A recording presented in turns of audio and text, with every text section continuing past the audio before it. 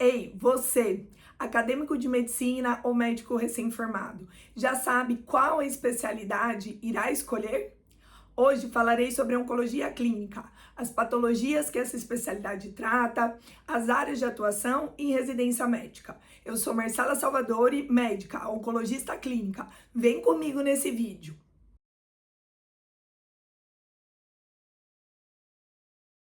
A oncologia clínica atua desde a prevenção ao diagnóstico e tratamento do câncer.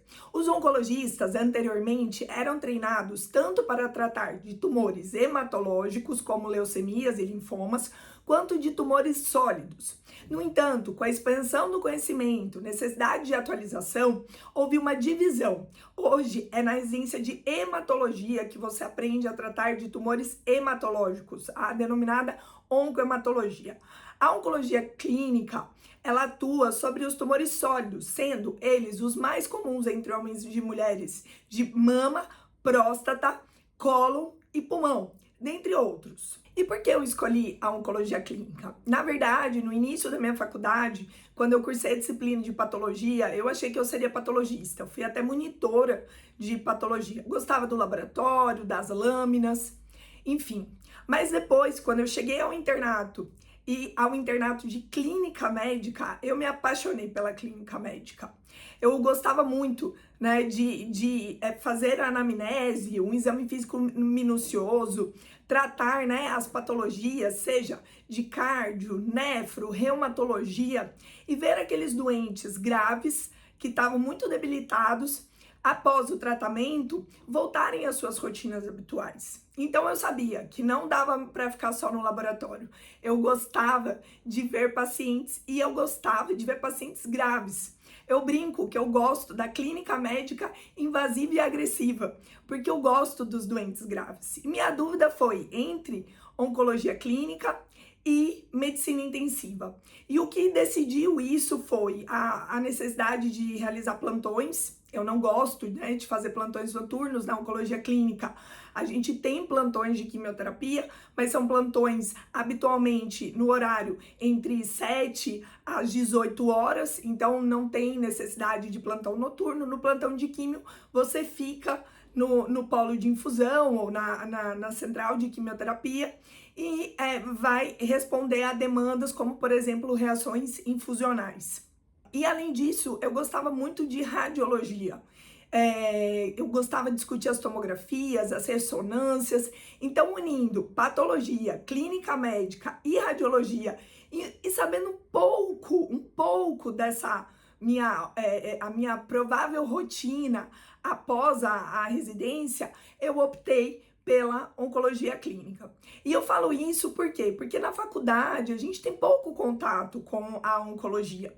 E é isso que eu vou fazer para você aqui hoje. Eu vou mastigar, eu vou te falar como é que vai ser essa tua rotina após a formação, que era algo que eu não sabia exatamente como que ia funcionar.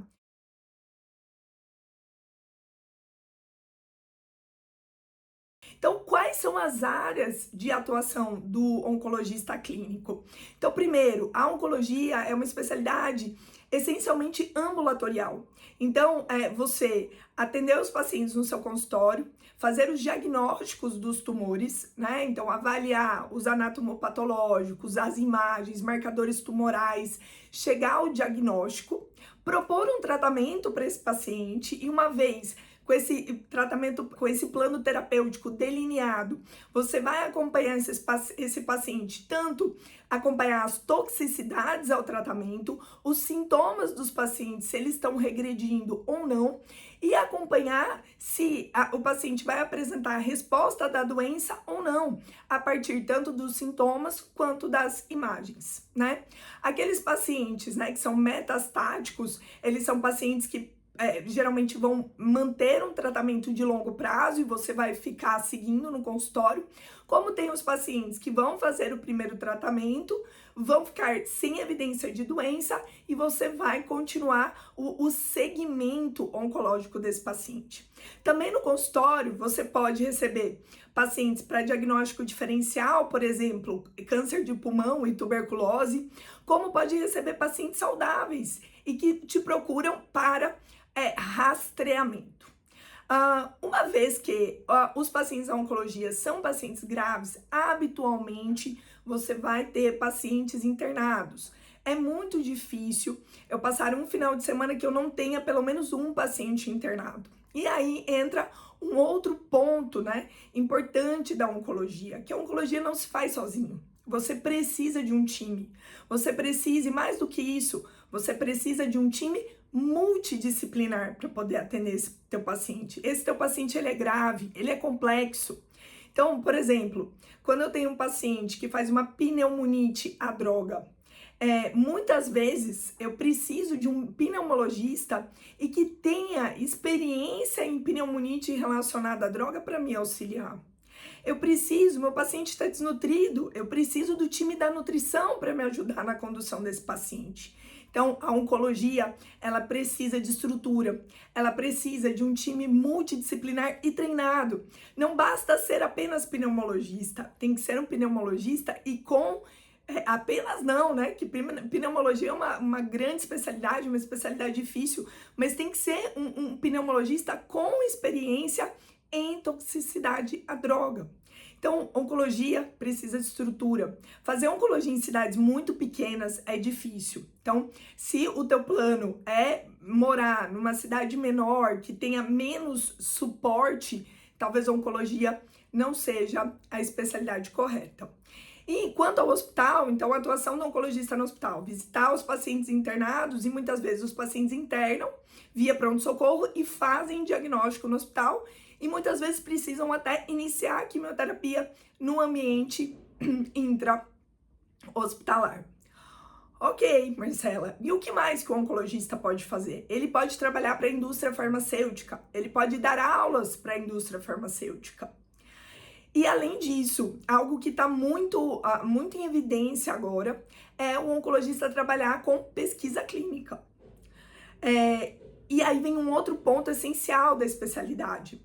Oncologia é uma especialidade em que o grau de atualização é muito alto. Então você precisa ir aos congressos, aquela história, né, que médico sempre está estudando. Oncologia é um pouquinho mais, porque as coisas mudam e mudam muito rápido.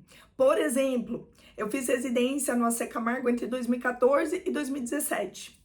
Câncer de endométrio, câncer de útero. A base teórica hoje, o tratamento de câncer de endométrio mudou completamente de 2014 para 2025. Mudou tudo. A gente teve que reaprender a tratar câncer de endométrio.